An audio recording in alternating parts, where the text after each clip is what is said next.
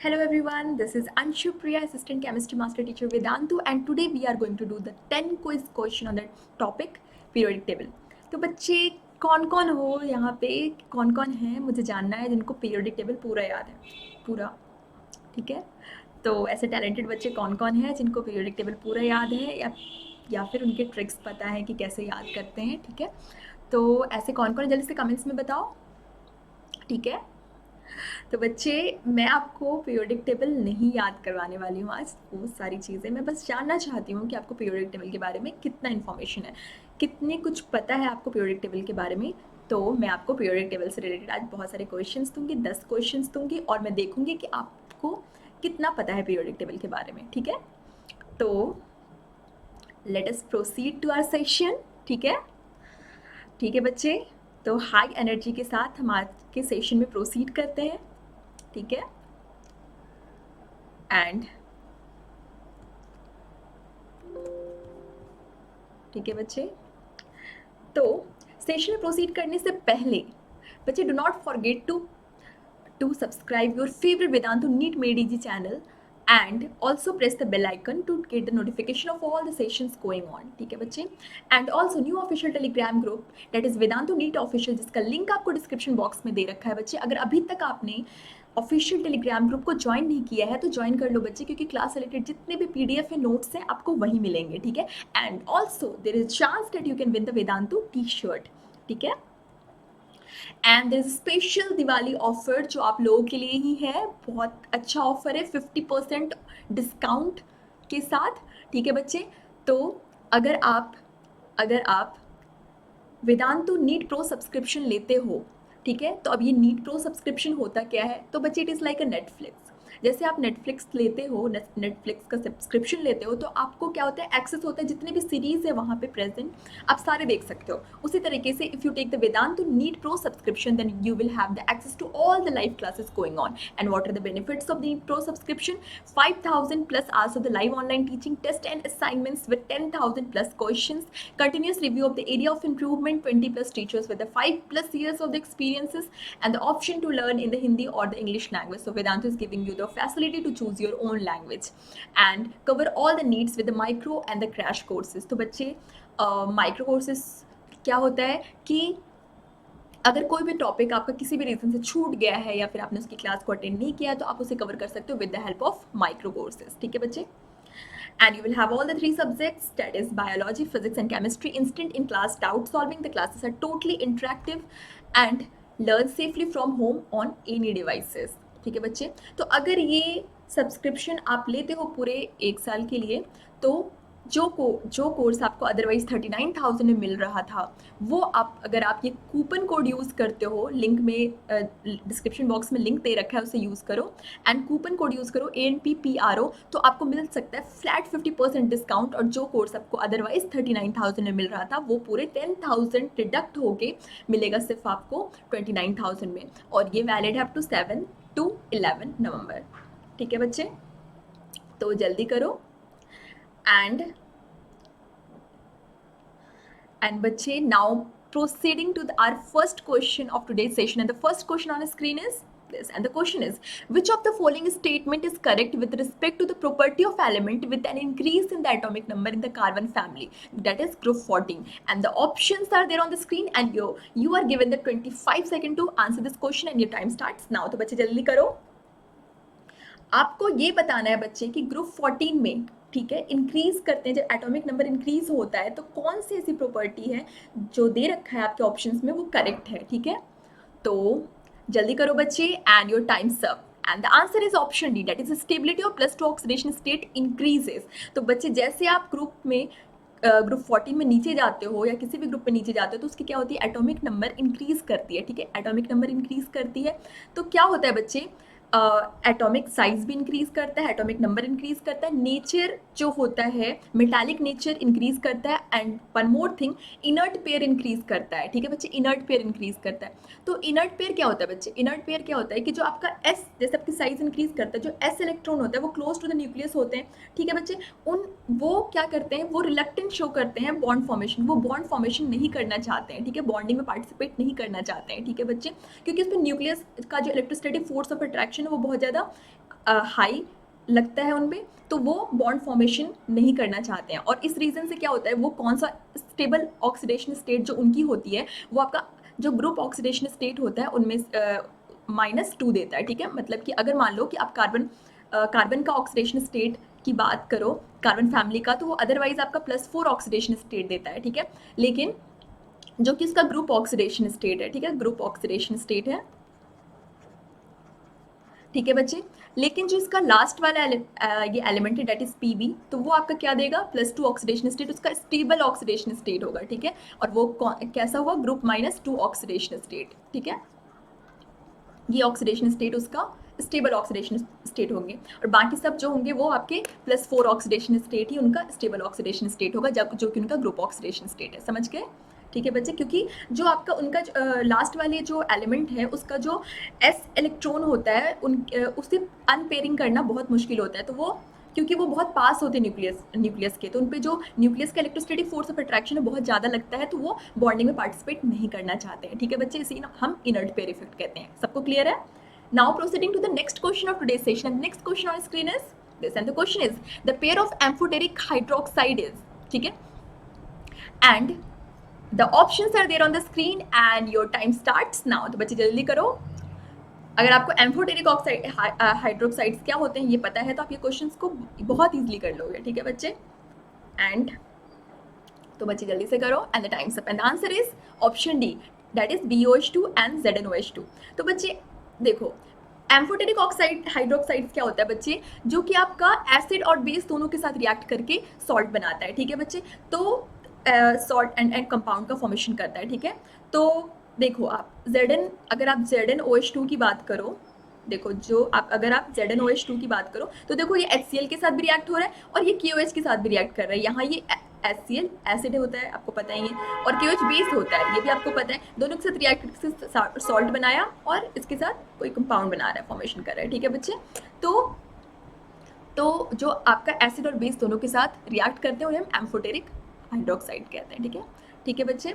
तो ऐसे आपके यहाँ पे जो है BOH2 है एंड ZnOH2 है। क्लियर है सबको? Now coming to the next question of today's session. Next question on screen is this, and the question is the species argon, potassium ion and calcium ion contains the same number of electrons, in which order do their radii increases, ठीक है। and the options are there on the screen and your time starts now। तो बच्चे जल्दी करो, ठीक है बच्चे, ठीक है। इनमें पूछ रहा है कि स्पेसिस जो है same number of electron contain कर रहा है, मतलब आइसोइलेक्ट्रॉनिक स्पेसिस है ये।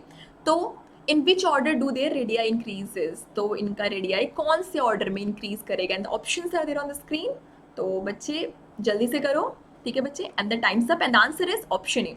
तो बच्चे अगर कोई आइसो इलेक्ट्रॉनिक स्पेसिस होता है, ठीक है, तो नंबर ऑफ इलेक्ट्रॉन्स तो उसके सेम होते हैं, ठीक है, नंबर ऑफ इलेक्ट्रॉन्स सेम होते हैं। अगर वो सेम एलिमेंट नहीं है तो नंबर ऑफ इलेक्ट्रॉन्स कैसे सेम हुए होंगे बच्चे, जब उसमें से कोई इलेक्ट्रॉन्स निकले होंगे या ऐड हुए होंगे, है कि नहीं। यहाँ पे सिंस जो आपका एक आर्गन है उस पर तो कोई चार्ज नहीं है, वो आपका ये इनर्ट गैस होता है, ठीक है।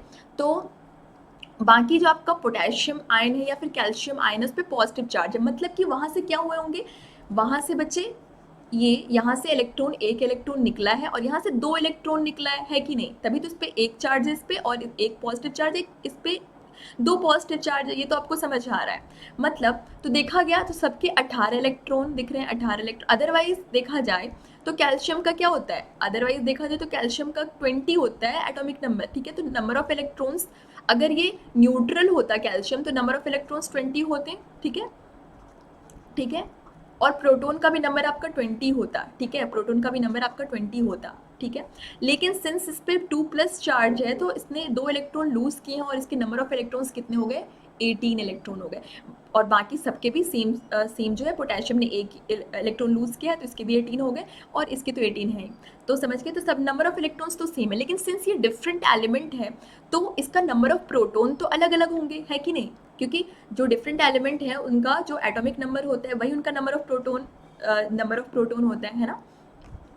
तो नंबर ऑफ प्रोटॉन तो इसका अलग होगा, क्योंकि तो ठीक है बच्चे, तो देखो जिसमें ज़्यादा नंबर ऑफ प्रोटॉन है, प्रोटॉन आपके न्यूक्लियस में होते हैं, तो ज़्यादा नंबर ऑफ प्रोटॉन मतलब ज़्यादा electrostatic force of attraction, nuclear charge ज़्यादा लगेगा, ठीक है, और ज़्यादा न्यूक्लियर चार्ज लगेगा इलेक्ट्रॉन पे तो साइज़ छोटी होगी, है कि नहीं, साइज़ छोटी होगी, ठीक है बच्चे। तो इसका मतलब है कि जिसके पास ज़्यादा नंबर ऑफ प्रोटॉन होंगे उनकी साइज़ छोटी होगी अगर इलेक्ट्रॉन का नंबर सेम है, ठीक है।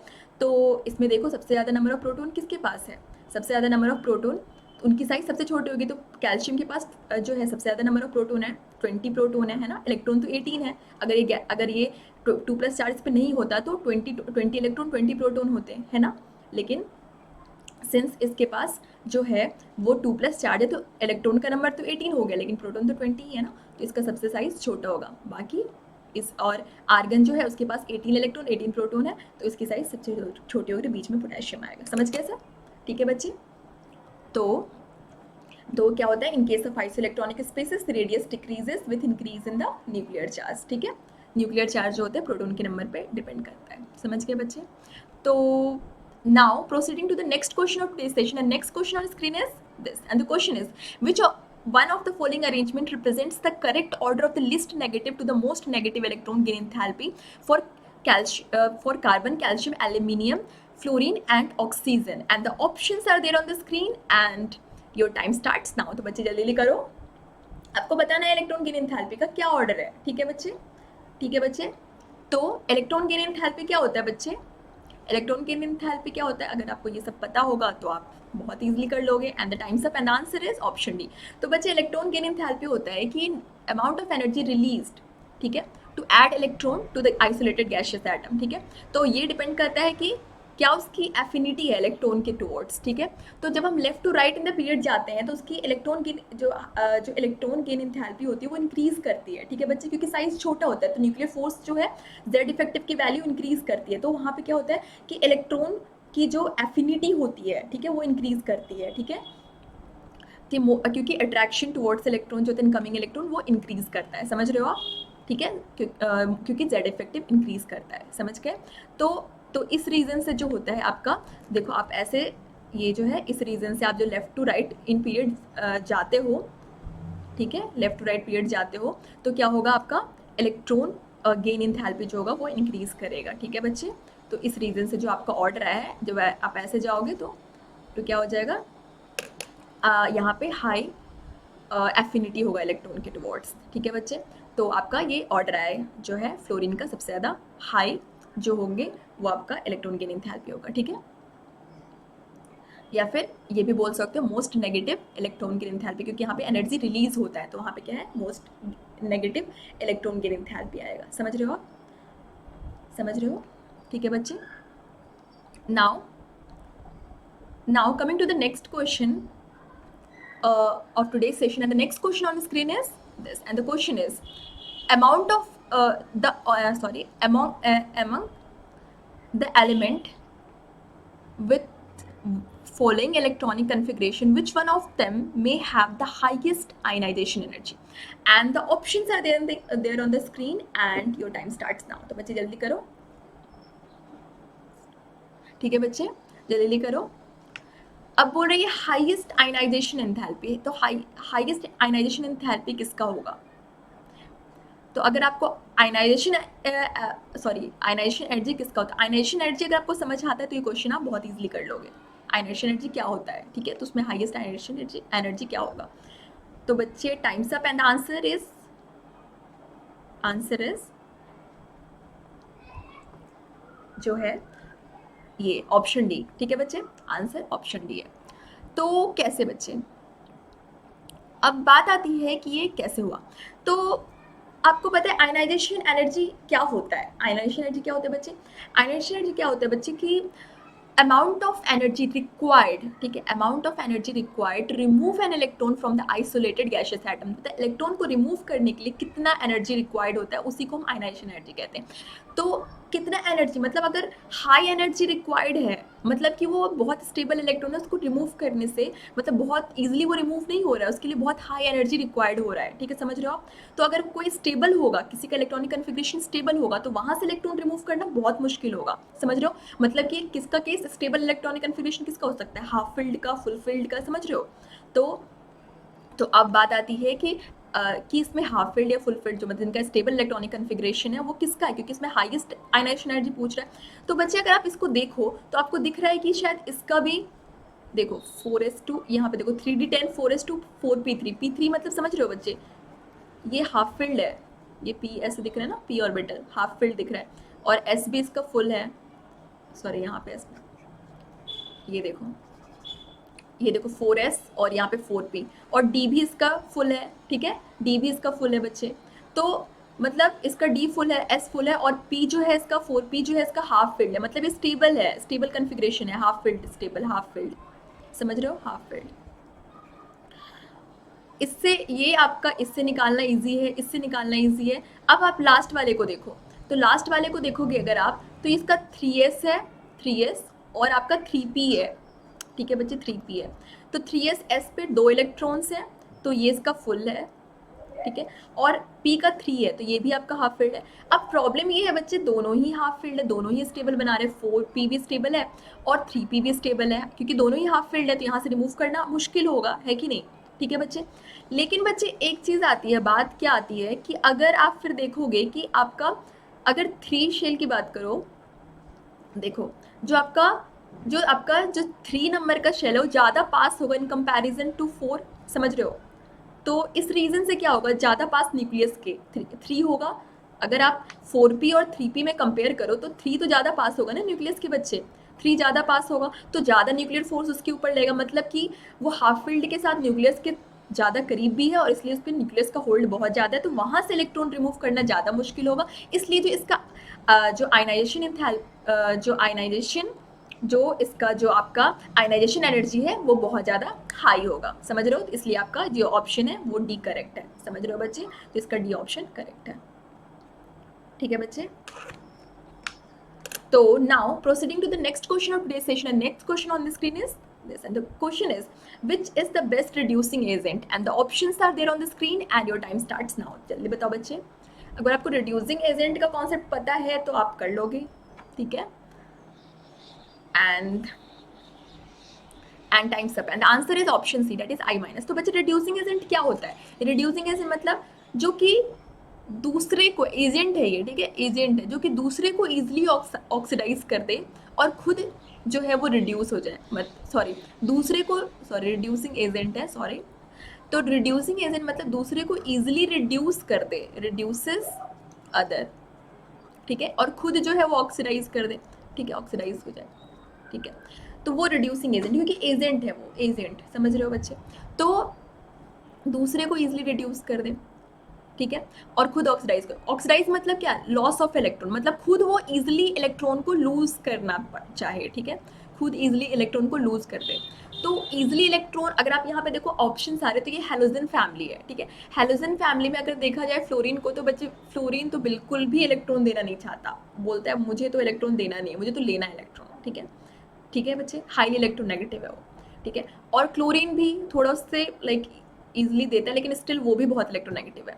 तो बच्चे जैसे हम डाउन द ये ग्रुप जाएंगे हेलोजन फैमिली में, ठीक है बच्चे, तो साइज इंक्रीज करेगा, ठीक है, साइज इंक्रीज करेगा, और जो इलेक्ट्रॉन जो उसके बाद उसकी जो रिड्यूसिंग पावर है वो भी जो है वो इंक्रीज करेगी, ठीक है, क्योंकि उसकी साइज इंक्रीज करेगी तो अब वो ईजिली इलेक्ट्रॉन को दे पाएगा, ठीक है। अगर आयोडीन देखा जाए तो सबसे नीचे आता है, ठीक है, तो सबसे नीचे आता है मतलब सबसे बड़ा साइज इसका, ठीक है, सबसे बड़ा साइज है, ऐसे आता है ना बच्चे, फ्लोरीन, क्लोरीन, ब्रोमीन और फिर आयोडीन आता है। तो अब ये जो है, अब अगर देखा जाए तो ये आपका ये इसका साइज सबसे बड़ा हो गया, ठीक है, down the group size increase करेगा, है ना, इसका साइज सबसे बड़ा हो गया, मतलब ये ईजिली इलेक्ट्रॉन को दे पाएगा, ठीक है बच्चे, तो ये ईजिली इलेक्ट्रॉन को दे पाएगा, तो ये ऑक्सीडाइज ईजिली होगा, तो ये अच्छा रिड्यूसिंग एजेंट होगा, समझ गए बच्चे, ठीक है बच्चे। तो इलेक्ट्रोनेगेटिविटी जो है डिक्रीज करता है down the group, hence I minus is the better reducing agent than F minus, समझ गए बच्चे।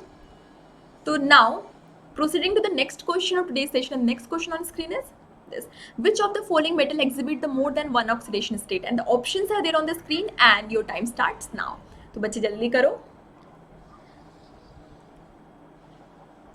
करो बच्चे।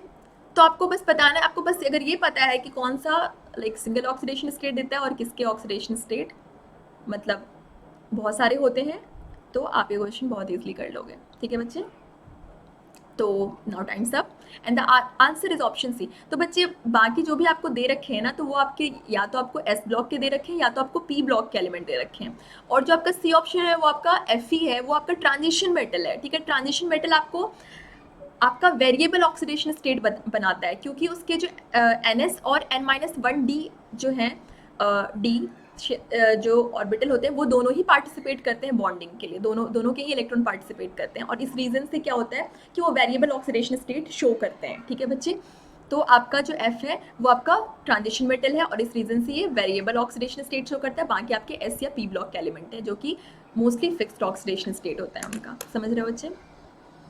तो now let us proceed to the next question of today's session, and next question on screen is this, and the question is which statement is wrong, and the options are there on the screen and your time starts now। तो बच्चे जल्दी करो। तो आप बस देखो कि जो भी स्टेटमेंट दे रखा है इसमें से कौन सा स्टेटमेंट यहाँ पे सही नहीं है। ठीक है, सही नहीं है, ठीक है, इज रॉन्ग। तो बच्चे times up and the answer is option D, electron affinity of chlorine is greater than fluorine. बच्चे ये तो सबको पता हो सकता है कि भाई फ्लोरीन बहुत नेगेटिव होता है, अब उसकी इलेक्ट्रॉन एफिनिटी बहुत ज़्यादा हाई होती है। ठीक है, तो वो क्लोरीन से भी ज़्यादा हाई होती है, वो सबसे ज़्यादा हाई होती है। तो fluorine is most electronegative element in the periodic table, thus fluorine has the more electron affinity than chlorine। clear है? Now coming to the next question of today's session, and next question on the screen is this, which of the following halogen doesn't exhibit the positive oxidation state in its compound? ठीक है, and the options are there on the screen and your time starts now। तो बच्चे जल्दी करो बच्चे। तो वो पूछ रहा है कि कौन सा जो है हैलोजन वो पॉजिटिव ऑक्सीडेशन स्टेट शो नहीं करता कंपाउंड में। तो बच्चे ये क्वेश्चन बहुत इजी है। ठीक है, and the time's up and answer is fluorine. तो बच्चे ये तो सबको पता है, फ्लोरीन जो है, अब कोई भी बाकी जितने भी आपने देखा जितना भी क्लोरीन है, चाहे ब्रोमीन है, आयोडीन है, उनके ऑक्साइड्स अवेलेबल है, लेकिन फ्लोरीन जो है बहुत इलेक्ट्रोनेगेटिव होता है और उसको कोई भी दूसरा एलिमेंट जो होता है फ्लोरीन को ऑक्सीडाइज नहीं कर सकता है। ठीक है बच्चे, तो फ्लोरीन जो आपका कभी भी पॉजिटिव ऑक्सीडेशन स्टेट नहीं शो करता है। ठीक है बच्चे, क्लियर है? Now coming to the next question of today's session, and next question on the screen is this, and the question is an element X occur in the short period having the configuration NS2NP1, ठीक है, and the formula and nature of its oxide is, and the options are there on the screen and your time starts now। तो बच्चे जल्दी करो बच्चे। पहले तो देखो इसका वैलेंस इलेक्ट्रॉन कितना आ रहा है एंड देन आपको पता चल जाएगा। ठीक है, and the time's up and the answer is X2O3 amphoteric. तो बच्चे इससे हमें समझ आ रहा है कि इसका जो वैलेंस इलेक्ट्रॉन है ये 3 है, मतलब ये कौन सा, ये आपके बोरोन फैमिली में लाई करेगा। ठीक है, बोरोन फैमिली में। ठीक है, बोरोन फैमिली, और बोरोन फैमिली की बात हो रही है। और ऑक्साइड आपको पहले से ही पता है कि इसका जो होता है वो आपका 2 होता है। ठीक है, ऑक्साइड जो होता है उसकी वैलेंसी जो होती है वो 2 होती है। तो आपको ये तो पता चलेगा कि इसका फॉर्मूला X2O3 है। अब बात आती है कि 2 का X2O3 आ रहा है, एक आपका X2O3 amphoteric and X2O3 basic. ठीक है, तो बात आती है कि अभी एम्फोटेरिक होगा या बेसिक होगा। तो अगर हम इसकी बोरोन फैमिली की बात करें तो आपका बोरोन जो होता है बच्चे वो आपका क्या देता है, वो आपका बेसिक, वो आपका एसिडिक ऑक्साइड बनाता है। ठीक है बच्चे, एसिडिक ऑक्साइड बनाता है। बाकी आपका एम्फोटेरिक या नियरली एम्फोटेरिक बनाते हैं। ठीक है, तो और ये दे रखा है X2O3 जो है वो बेसिक। ठीक है बच्चे, तो ये करेक्ट नहीं है, तो आपका X2O3 एम्फोटेरिक ही होगा जो कि करेक्ट आंसर है।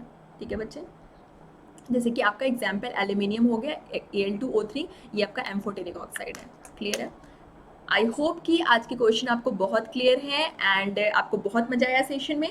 बच्चे अगर आपको ये प्रो सब्सक्रिप्शन चाहिए तो आपको ये दिवाली ऑफर के कारण मिल रहा है 50% डिस्काउंट पे, और आपका लिंक दे रखा है डिस्क्रिप्शन बॉक्स में, उसे यूज़ करो एंड कूपन कोड यूज़ करो, डेट इज़ ANPPRO। और जो कोर्स आपको अदरवाइज 39,000 में मिल रहा था वो आपके टोटल 50% डिस्काउंट के साथ मिल सकता है आपको बस 29,000 में।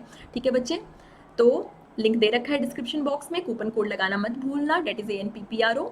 एंड अगर अभी तक आपने बच्चे न्यू ऑफिशियल टेलीग्राम ग्रुप को ज्वाइन नहीं किया है, that is Vedantu NEET official, तो ज्वाइन कर लो। उसका लिंक आपको डिस्क्रिप्शन बॉक्स में दे रखा है, क्योंकि क्लास रिलेटेड जितने भी PDF है, नोट्स हैं, आपको वहीं मिलेंगे। ठीक है बच्चे, and now meet our toppers जिन्होंने बहुत अच्छा स्कोर देके वेदांतु को प्राउड फील करवाया है, and their scores are score 682 of Saurya B, score 670 of Jayshankar P, score 670 of Tanishi Bhatt and score 662 of Samhita S. तो बच्चे अगर आप भी इनमें से एक बनना चाहते हो तो join Vedantu, because Vedantu is a very good platform for you all. ठीक है बच्चे, ठीक है। And बच्चे do not forget to subscribe your favorite Vedantu NEET Made Easy channel if you haven't subscribed it yet and be the part of our family। ठीक है बच्चे, तो मिलते हैं नए सेशन में नए टॉपिक के साथ। ठीक है, तब तक के लिए बाय, सी यू।